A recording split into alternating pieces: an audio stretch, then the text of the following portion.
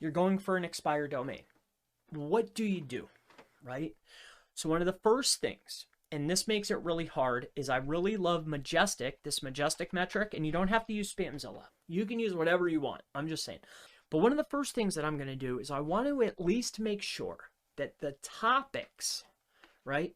So the topic of the website and the links, more importantly, that are coming in are on topic. So if I'm a business website, right, or if I'm doing e-com or anything along those lines, then I'm probably looking for the light green ones, right? So probably these ones. See, business. I've done a lot of advertising in business type sites. Services, right? If you're in real estate, you probably want red. See how these are recreation? This is home and family. This right here is shopping. This is computers, business services, right? The first step is make sure that it's on topic. The next thing that you want to look at is going to be the referring domains, right? So make sure that you have a strong referring domain count. If you're buying expired domains from a vendor, they base the price of the domain should be, I know that branding plays a part in it, age plays a small part, but at the end of the day, you should be paying per referring domain. At the end of the day, that's what it comes down to, okay? So, and if it's way over that, then I don't know where you're buying them, right? But that's usually about where it's at, okay? With that being said, so we're on topic. We have a nice high amount of referring domains. So you're probably wondering, well, what domain count should I go for? Well, this is what I usually do. I usually come inside of here, and I don't really care where it comes from. I prefer these over here. I'll deselect these. I'm going for the top TLDs. I'm going to come in here to the trust flow. I usually type in about 40, and then I'll apply the filter. So what I want to do is I want a high trust flow with a high referring domain count. But let's just say that we actually found one that we really like. So what should you be doing next? Well, as long as the anchor texts coming in are relatively clean or about the website, they're not too crazy or too heavily leaning towards what it was previously, then we can move into the next step, which is checking the Wayback Machine. Now, this particular tool will make it easy. If you come in here to the SZ score and you click on this, it'll show you the Wayback Machine snippets right there on the fly. But if you don't have this tool, and maybe you're doing it manually or with Scrapebox or with DomCop or some other tool, you might want to check the web archive, okay? And on the web archive, what you're looking for is a lot of people are going to say, you don't want it to be, about anything XXX or pharma or anything related like that. And that's true. But what I really like is, I don't want that. I don't want it to be anything safe search filtered. But what I'm also looking for is how many owners have had this website? How many times has it changed hands? It's almost like buying a car. When you buy a car, who takes care of the car the best? The first owner, the second owner, or the third owner, right? Well, it depends on the car, depends on the person, but normally, if you buy a car brand new, that's your baby. You get it for its oil changes all the time. You take good care of it. You love it. It would only had one owner, right? And it's been passed on. I drove it 20,000 miles. I've moved it on to the next buyer, okay? It's just broken in. It's good to go. That's kind of like the domains. I want to make sure that the guy who had it loved it. He cherished it. It was his baby. It was one owner. It was about one piece of content. He took his time. He only built quality links. It didn't pass a lot of hands. It wasn't used for something else. It had one owner. It was their baby. Who knows what happened? I got it. Now I have something. It's in the right category. It has a good amount of referring domains. The anchor text is on point. And it's only had one owner, right? See where we're going here? Now what's next? Well, what do I do? What do I do about the pages? How do I get those links? Well, let's say, for instance, you have a site like this. So referring domains, we're going to go to the highest one. So this one had 299. Let's just say, I'm not saying that this is a good one, but maybe it is. But here's what I would do. You grab this, and I just did this. I had a client. I won't say the niche, but he was a counselor. Long story short, we went through this process. This is how we did it.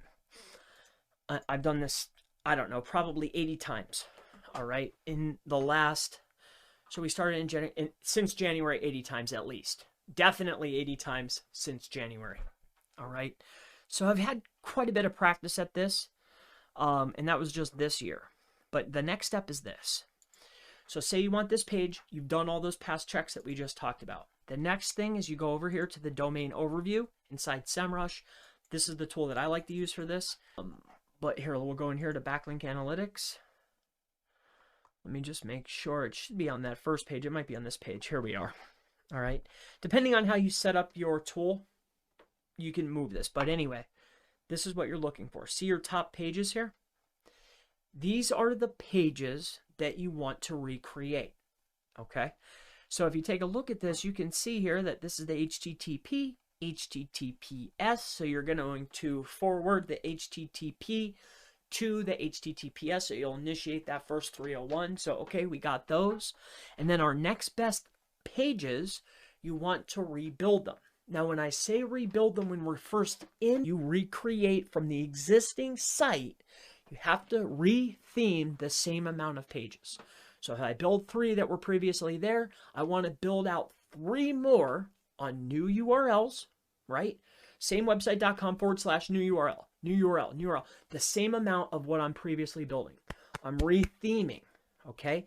Then the next step, okay, after I get those pages up, is you want to come in here, go to your backlinks of the entire website, go to your follow links, or all, depending on what you're using. Usually I'll go in here and go to all, follow, and then export the entire list of backlinks, not referring domains, all the backlinks. Every single backlink that was previously there, get that export, come on over to Sinbyte. That's SINBYTE. Go to Sinbyte, give it to Sinbyte. Let them index the previous backlinks. Once that's done, now I have the old pages, I have the old links indexed, I have the equal amount of pages to my old pages, right? And then give it time.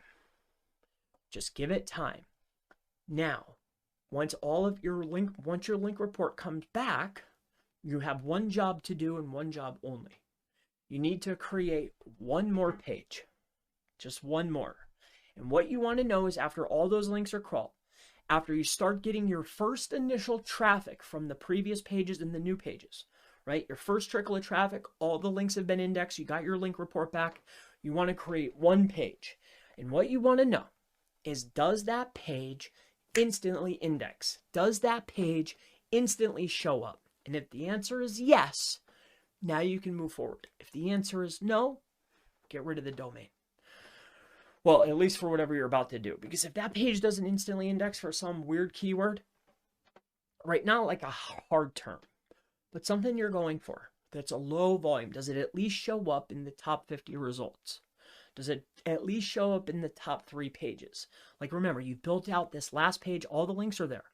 Your previous pages are there. You've re-indexed all the links. It's starting to already get traffic for the past stuff in the new pages, right? You've already started the flow.